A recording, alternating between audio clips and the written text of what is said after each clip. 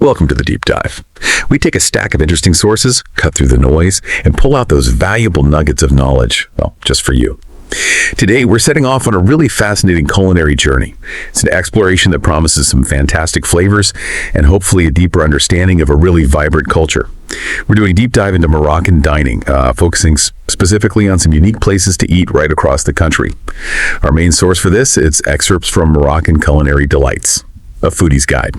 So our mission here is to unpack the key insights about Moroccan dining, from the super traditional stuff to some maybe surprisingly global influences, just helping you get informed quickly. And yet when we talk about Moroccan cooking, it's this incredible tapestry, isn't it?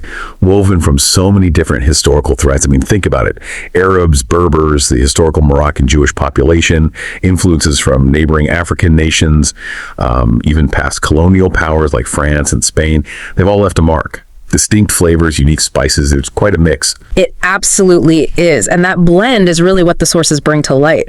Food, well, it's not just fuel, is it? It's such a powerful window into a country's history, its cultural exchanges. So this deep dive, it isn't just about, where's the best place to eat. It's about tasting the stories, the migrations, the innovations behind the food itself.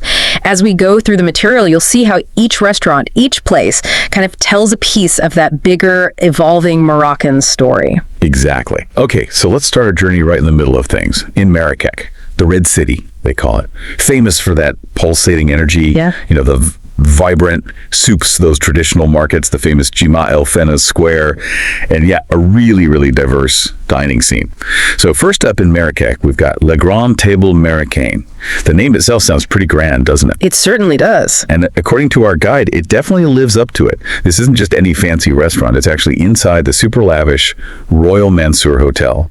And get this, it's owned by the Moroccan king himself. So you walk in expecting, top-notch everything. Excellent setting, incredible food, extraordinary service. They're really aiming high. That sets a certain standard, definitely. And the chef overseeing it all. It's the famous French chef, Yannick Eleno. So he brings that global culinary expertise. But what's interesting is how they blend these long-standing Moroccan traditions with modern innovations. On the menu, you'll find things like Mechoui-style lamb or veal, that's the slow-roasted, barbecued style. Really tender. Lots of different couscous dishes, of course. And pastilla, that amazing savory sweet pastry. Can be hare, pigeon, or even fish filling. Right, that flaky warka dough. It's incredible. Yeah, they also do a big fish platter, lots of fresh salads, and various tagines, chicken and lemon, shellfish, sea bass, king prawns, sheep. A real spectrum. And you absolutely have to try the traditional Marrakchi beef tangi. That's the slow-cooked stew unique to Marrakech, cooked in those earthenware pots. So, Le Grand Table Marocain, it's more than just luxury, isn't it? The guide suggests it's almost like a statement piece. Morocco showing its refined culinary side to the world. Having someone like Eleno there, it's strategic. It's blending that global fine dining approach with very local traditional flavors. It sort of elevates the perception. That's a really interesting way to put it. Culinary diplomacy, almost. Kind of, yeah. It shows a very conscious effort to be seen as a sophisticated food destination. It's about showcasing Moroccan cuisine not just as rustic, but as capable of, true hot cuisine. So how do they manage that balance, keeping it authentic while using these, global techniques? Does the source give any hints? Well, it seems the approach isn't about changing the core flavors, but more about refining the techniques in the presentation, making it accessible, maybe, or appealing to an international palate accustomed to fine dining. It's showing the versatility of Moroccan ingredients and traditions, proving they belong on that high-end stage. It's a delicate balance for sure. Okay, fascinating. Now let's switch gears completely. Still in Marrakech, we have Latitude 31. This sounds like a totally different vibe. It's described as contemporary, peaceful, with a green deck for dining. Oh, and a rooftop option too. Oh, nice. Sounds lovely. They focus on fresh Moroccan meals, but again with a blend. Traditional skills meeting, new modern touches. It's a recurring theme, it seems. Fusion, yeah. But here's something that really jumped out from the guide. Latitude 31 offers a large selection of vegetarian meals. Oh, interesting. Yeah, apparently that's quite uncommon in Morocco, where meat dishes usually dominate the menus. So a real treat for vegetarians. That's a significant point. Definitely caters to a growing trend. Their signature dish is a tourani, but with mushrooms, from a place called Imazor. Sounds delicious. Oh. But they still offer meat options too. The beef tangi is there, roasted sea bass with risotto, fish tagine, a mixed barbecue with Atlas Mountain herbs. It's a good mix. Yeah, and couscous, naturally, and even ravioli, which again hints at that wider influence. Right. Latitude 31 really seems to reflect that evolution in dining. It's adapting to modern dietary choices like vegetarianism, but without losing the soul of Moroccan flavor. It shows that tradition isn't static. It can adapt and still be authentic. It's quite clever, responding to global trends while staying local. Okay, let's leave Marrakech now and head northwest to Casablanca, a city with a different feel, more industrial maybe, but with that layer of history and, well, cinematic magic. Ah, yes, Casablanca. And this is where things get really interesting, especially for film buffs. We have to talk about Rick's Cafe. I mean, it's the Rick's Cafe. The one from the movie. Well, inspired by it, right? Exactly. It's more than just a restaurant. It's a landmark. Opened by an American diplomat who wanted to recreate the whole atmosphere, the romance of the 1942 film Casablanca. And apparently they really capture it. The guide says the film plays on a loop upstairs. There's live piano music playing those old American standards. It sounds incredibly atmospheric. So it's an experience as much as a meal. Totally. The decor is designed to match. Galleries overlooking the main floor, lush plants, beautiful woodwork and tiles, curved archways, a central bar. All inside a classic Riad structure. Nice. And the food? It's a mix. Moroccan dishes, yes, but also international options. Fish is popular, grilled steaks, burgers, and they have a really popular goat's cheese salad. Okay. One key thing, though, it's a major tourist hotspot. So the guide emphasizes you really need to make reservations. That makes sense. It sounds like a place built on narrative, on story. Rick's Cafe isn't just serving food, it's serving nostalgia, a connection to that iconic film.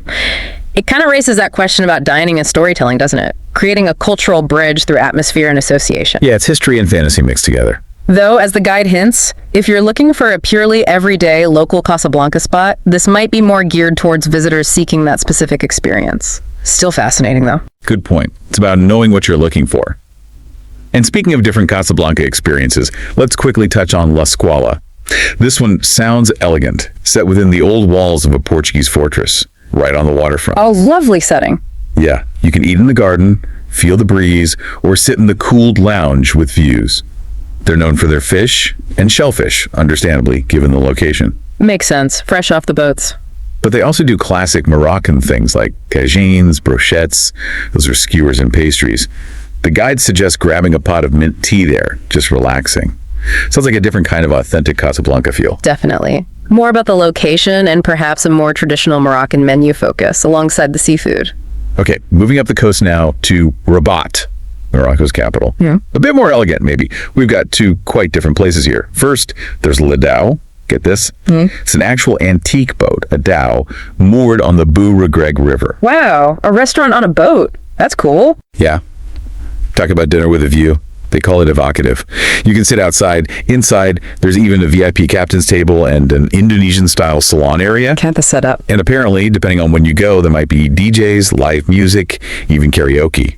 So, sounds like it can be quite lively. Okay, and the food style? It leans French. Authentic French cuisine, but also lighter things like smoked salmon, pizza, foie gras, shellfish, spaghetti, salads, fish dishes. A real mix. Definitely. Big dessert menu, lots of drinks. And there's a gallery area for cocktails or Moroccan wine after your meal. A very unique spot. It certainly sounds it. Blending cuisine, setting, and entertainment. And then for something completely different in Rabat, Matsuri. This is an authentic Japanese restaurant. Japanese in Rabat. Okay. Yeah, and the guide highlights how they make great use of Morocco's amazing fresh fish and seafood from its long coastline. Makes perfect sense, right? Absolutely. Leverage those local resources for international cuisine. Smart. You can grab tasty bites right off a conveyor belt sushi bar style. They offer miso soup, tempura, steak, grilled fish, teriyaki. All the Japanese favorites. And interesting note, Matsuri also has branches in Casablanca and Marrakech, so it's a successful concept they've expanded. You know, this really shows Morocco's culinary landscape isn't just about its own deep traditions. It embraces and apparently excels at international food like Japanese, using their fantastic local seafood for authentic Japanese dishes. That's a brilliant example of blending local strengths with global cuisine. It suggests a real openness, a modern palate. Yeah, it really does. Okay, let's journey eastward now, way over near the Algerian border to the city of Oujda. Here we find Restaurant National. Oujda, eastern Morocco's largest city, right? That's the one. Yeah. And this restaurant is described as one of its most popular. Now, here's a really lovely detail about local tradition. Restaurant National follows the custom of serving big, steaming pleats of couscous on Fridays. It's a communal thing, often shared after Friday prayers. Ah, that's wonderful. Food tied directly to social and religious customs. Exactly. But beyond the Friday couscous, they serve classic tagines, fried fish, brochettes, salads, lots of those lovely Mediterranean flavors you find in the region. Oh, and rotisserie chicken too. Sounds hearty and popular. Real local flavor, grounded in tradition. Okay, from Oujda, let's head southwest to Fes, into the heart of the bustling Medina, the old city, to find Dorori Resto. This sounds like another one where the setting is a huge part of the experience. It's in a grand riad. Another beautiful traditional house setting. Yeah, imagine bright tile work everywhere, intricate carvings, gorgeous carpets, stylish traditional decor. It creates a really special atmosphere. Sounds stunning. They often do a set dinner menu, which the guide really recommends as a great way to sample a variety of Moroccan specialties all at once. Usually includes salad, pastilla, a tagine, fresh fruit, and mint tea. A proper feast. That's often a good approach in traditional places, the set menu. Gives you a good overview. For sure. But you can order individual dishes too. And the guide makes a point of saying the staff are really kind, pleasant, and accommodating. Adds a lot to the experience. Hospitality is key, especially in that kind of setting. It's part of the tradition. Definitely. Okay, let's wrap up our culinary tour back on the coast. First stop, Agadir. Down south, the beach resort. Exactly. Here we find La Scala. This is positioned as one of Agadir's most upscale fish and seafood restaurants. And they are serious about fish. Get this. The guide says 2 entire pages of their huge menu are just dedicated to fish dishes. Wow. 2 pages. That's a lot of fish. Isn't it? Real commitment. So you'll find things like local fish served with woke fried vegetables and a fruity salsa, BBQ sole, grilled salmon with steamed veggies. Sounds delicious. International preparations too. Yeah, but also grilled lamb and even chicken teriyaki brochette with rice. So some non-fish options and other influences. But importantly, they still offer the Moroccan classics if that's what you're after. Fish pastilla, various tagines, meat, fish, chicken, and fresh Moroccan salads.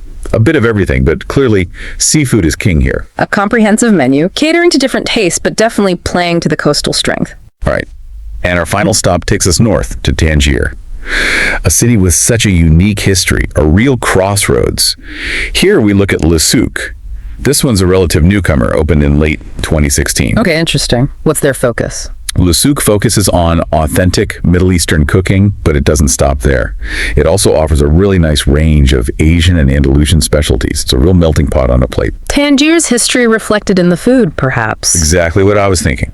Okay. So on the menu, you might find Lebanese kebabs sitting alongside Japanese sushi, or Indian biryanis and breads next to Arab-style soups and Syrian falafel. Wow, that's diverse. Yeah, even Saudi Arabian sheep with rice is mentioned. It truly spans a huge culinary geography. A global kitchen in Tangier. And get this, they also have a location in Rotterdam, in the Netherlands. No kidding. That shows some serious international reach and appeal. Very interesting. It really is.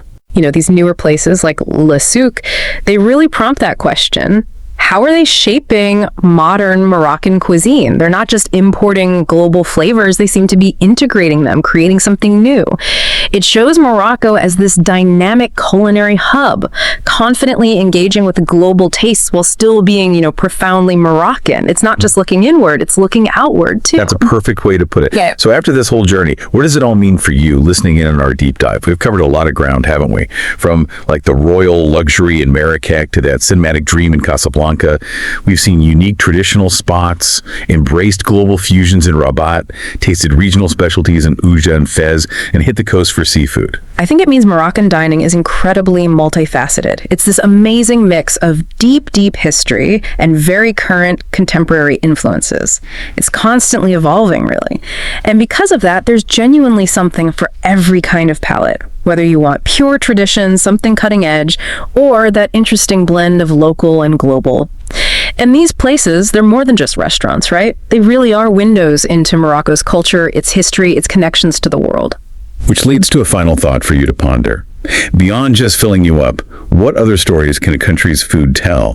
What does it reveal about its past, its present, maybe even its future? Things beyond just the recipes themselves. That's a great question to leave folks with. And as you think about that, remember how each place we talked about today offers more than just a meal. It's an experience tied so deeply to its specific location, its history, and of course the people who cook and share the food. It really is food for thought and for the soul, revealing culture one delicious bite at a time.